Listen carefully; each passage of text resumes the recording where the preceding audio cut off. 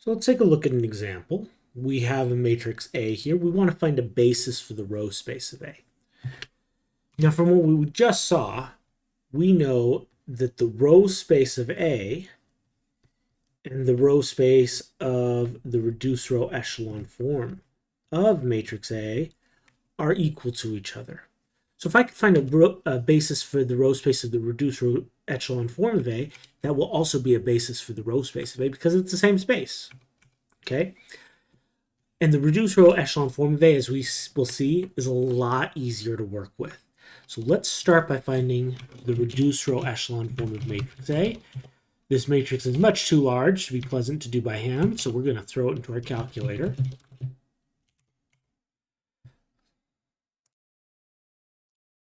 And we want to find the reduced row echelon form of the matrix and print it out.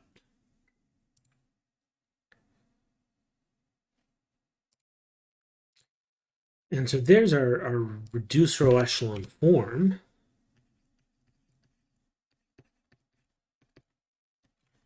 Row 1 is 1, 0, 11, negative 3, 11.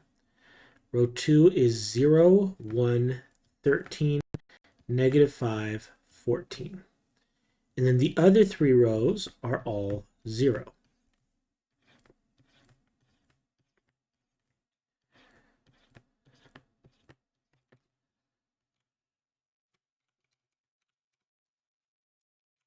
So first off, notice if we want a basis for our row space, 0 is out. We could rule these rows out, okay? Because the 0 vector is never linearly independent with any other set of vectors. If I have any set of vectors, v1, v2, and so on, then 0 v1 plus 0 v2 all the way to 0 vk, that would just equal to the 0 vector, right? Which means that the 0 vector is redundant.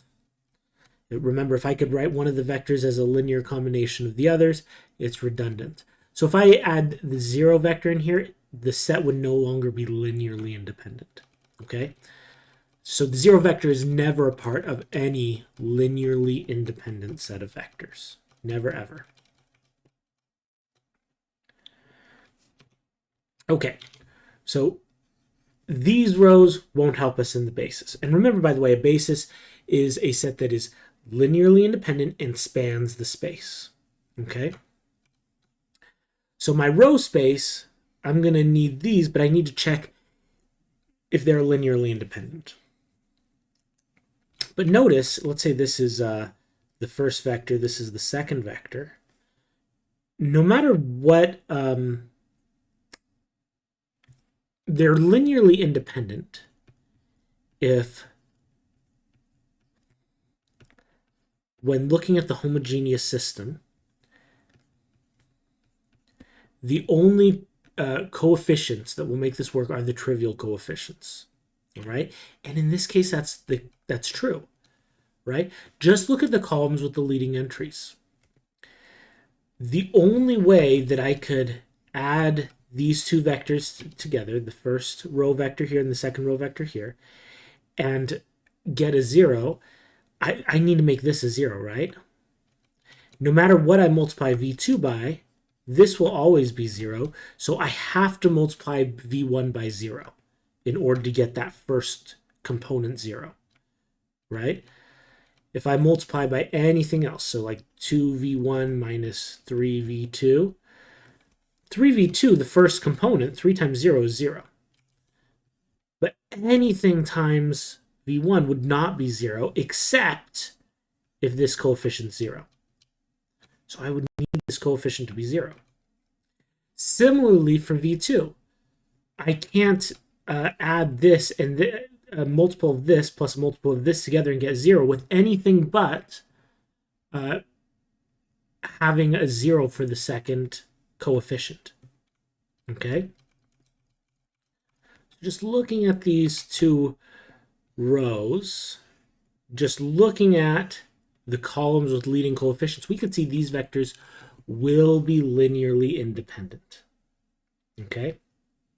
They have to be. And so my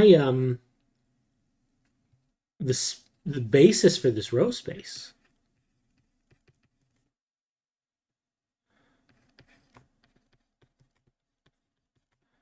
which is also equal to a basis for the row space of the reduced row echelon form of A, is the first row here, 1, 0, 11, negative 3, 11. And the second row, 0, 1, 13, negative 5, 14. And that's not a coincidence. That will generally be what happens when we find the row space of a matrix. If you want to find the row space of a matrix, take its reduced row echelon form. The non-zero rows of the matrix are the basis of the row space. They form a basis for the row space. So I don't include these because they're just zero vectors. But if I take the non-zero vectors of the matrix when in reduced row echelon form, they span the row space. Okay, by definition, they're the only non-zero rows there. And they are linearly independent because each non-zero row has a leading entry, and that leading entry is the only the leading entry for a vector. That's the only vector with a non-zero entry in that spot. Okay? Because of how reduced row echelon form works. This leading entry, I've got all zeros below it, right? So if I look at any other non-zero vectors, the first entry is 0. Same thing for the second entry. This is a leading entry for row 2. It means there's zeros above and below it. So if I look at any other row, including a non-zero row like this, the second entry is 0. And so that's why these are linearly independent. Okay? So let's summarize what we just observed.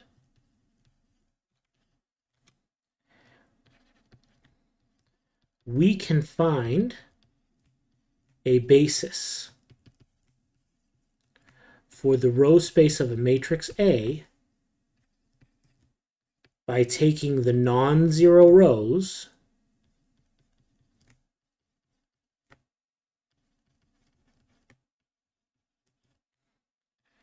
of the reduced row echelon form of A. Okay, and that's exactly what we did here.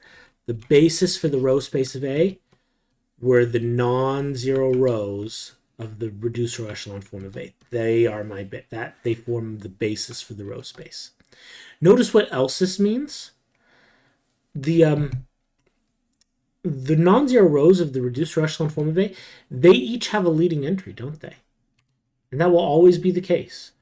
Whenever you get a matrix in reduced row echelon form, every non-zero row has a leading entry.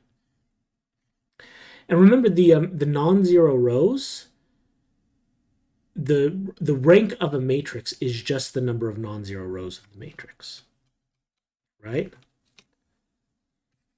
So the number of vectors in the basis, the dimension of the row space of A, the number of vectors in the basis, is just the rank of A. How many non-zero rows we have, or how many leading entries we have. Okay, in this case, the dimension would be 2. I have 2 non-zero rows, I have 2 leading entries.